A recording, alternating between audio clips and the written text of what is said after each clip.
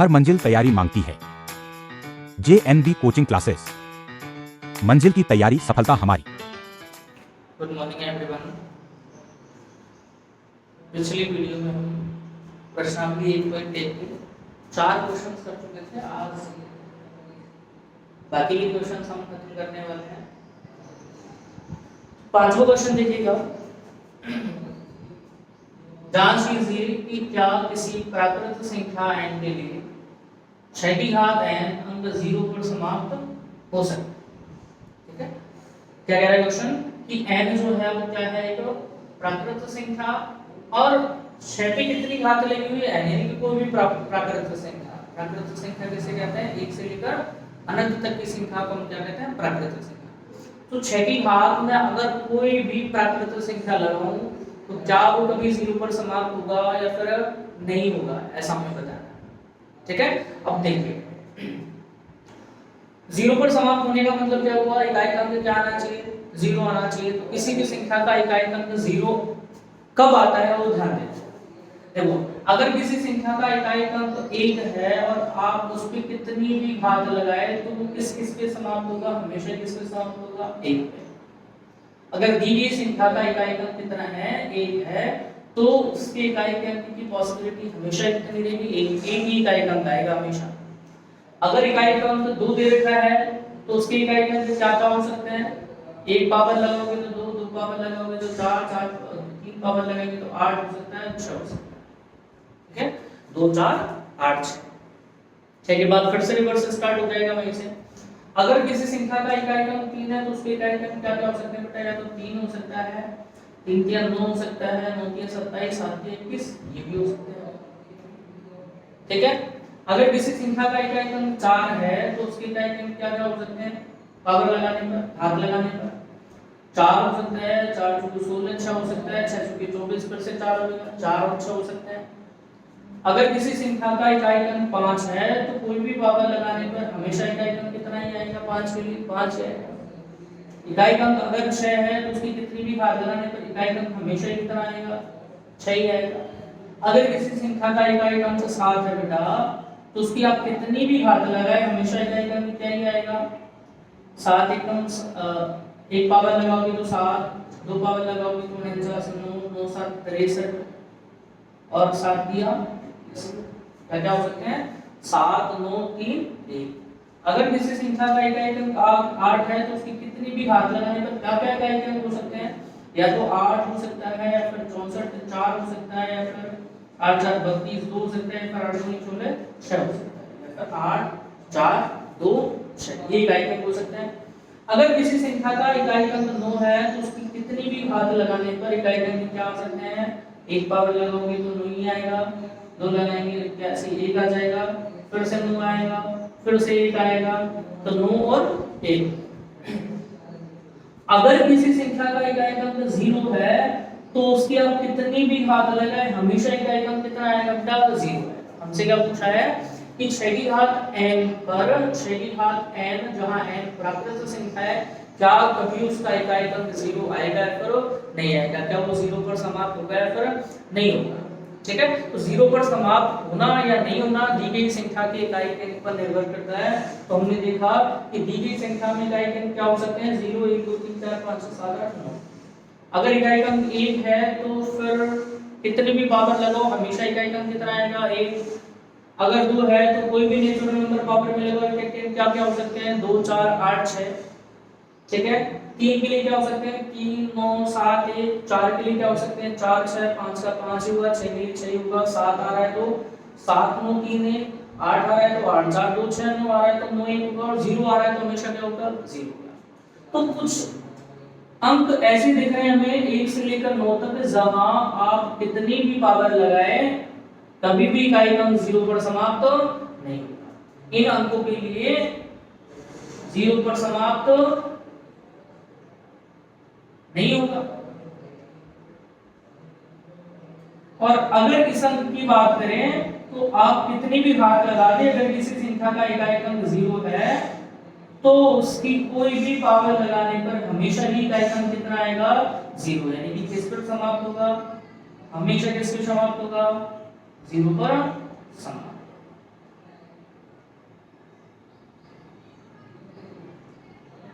ठीक है। तो अगर एक से लेकर 9 इकाई के अंक है तो कभी भी 0 पर समाप्त नहीं हो सकता n के किसी भी मान के लिए, और अगर इकाई का अंक 0 आया तो वो हमेशा के लिए किस पे समाप्त होगा, n के किसी भी मान के लिए 0 पर ही समाप्त होगा। केवल दो कंडीशंस बनती है। अच्छा, इसको हम कैसे लिखेंगे?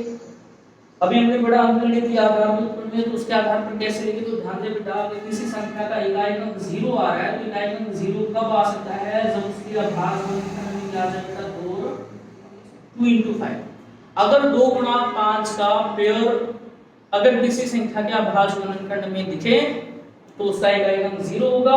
इट मींस वो हमेशा ही किस पे समाप्त होगा? 0 पर समाप्त। और 2 गुणा 5 का पेयर किसी संख्या के अभाज्य गुणनखंड में नहीं दिखे, इसका मतलब कभी भी 0 पर समाप्त नहीं हो सकता।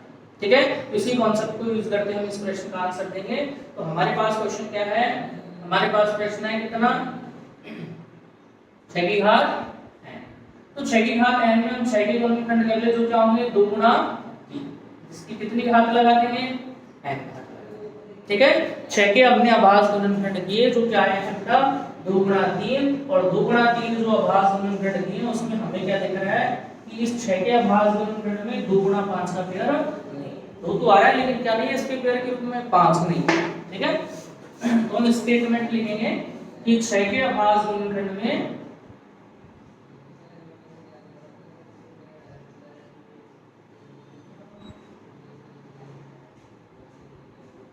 के अभाज्य गुणनखंड में 2 तो है लेकिन 5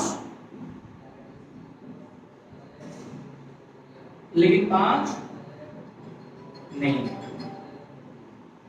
6 के अभाज्य गुणनखंड में 2 तो आ रहा है लेकिन 5 नहीं आ रहा। अब 2 और 5 हो है लेकिन 5 नहीं है, यानी कि पेयर नहीं है, और पेयर नहीं है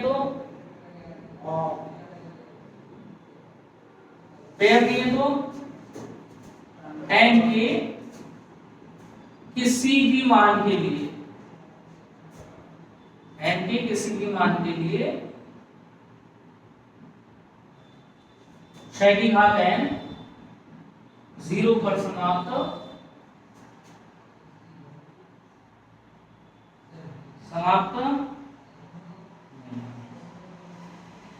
ठीक है। तो अगर किसी संख्या का इकाई अंक है तो n के सभी मानों के लिए हमेशा 0 पर समाप्त होगा, और इकाई अंक 0 नहीं है तो n के किसी भी मान के लिए 0 पर समाप्त नहीं होगा। जिसको हम अंकगणित के आधारभूत प्रमेय के हिसाब से क्या लिखे कि उसके अभाज्य गुणनखंड के पेयर में क्या आना चाहिए था? 2 गुणा 5 आना चाहिए।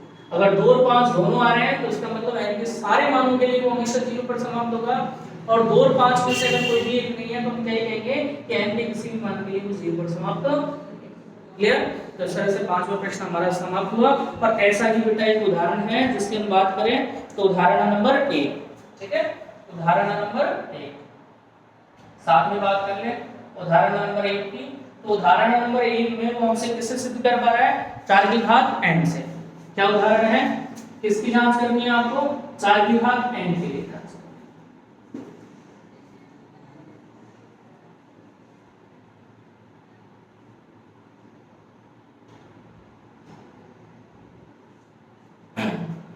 4 की घात n के लिए क्या करोगे? 4 के अभाज्य गुणनखंड करेंगे तो 4 के अभाज्य गुणनखंड क्या होंगे?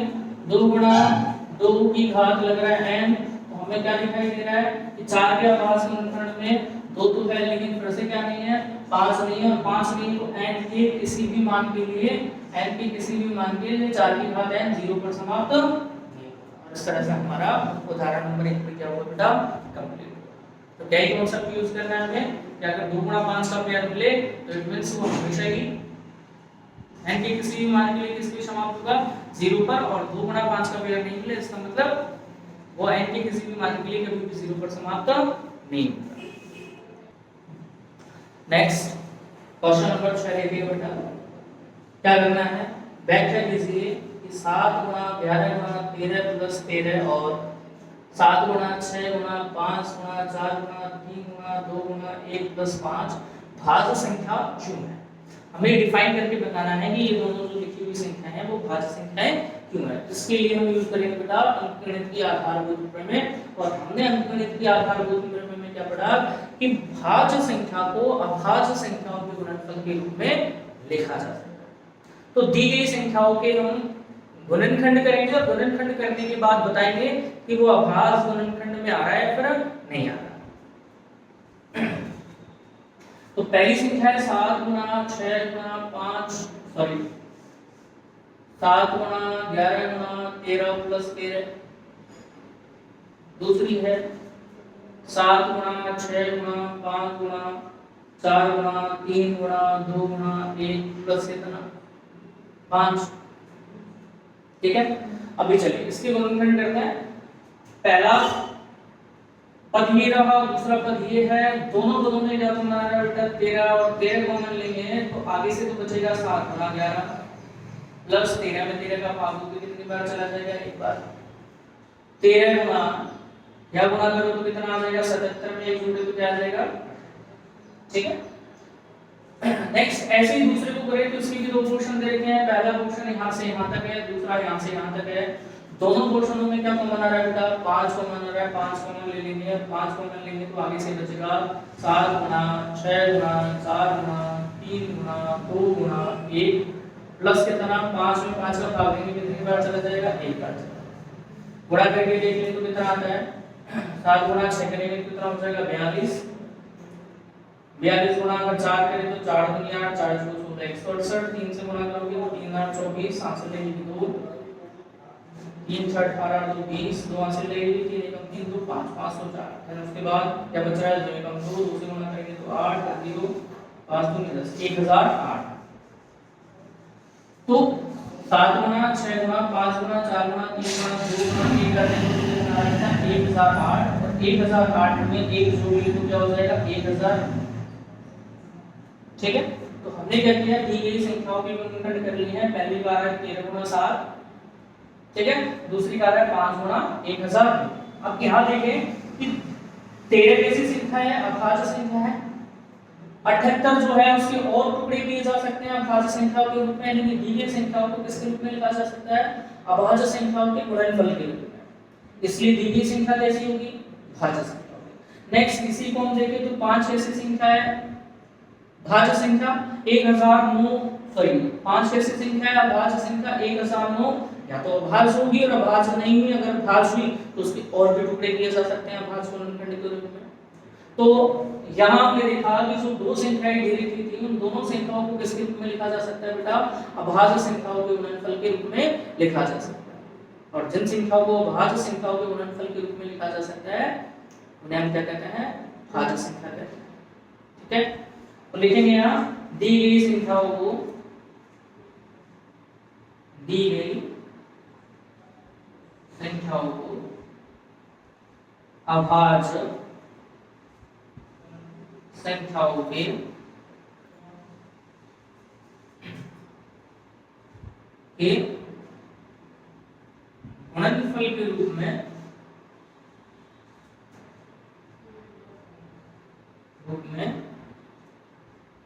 में लिखा जा सकता है।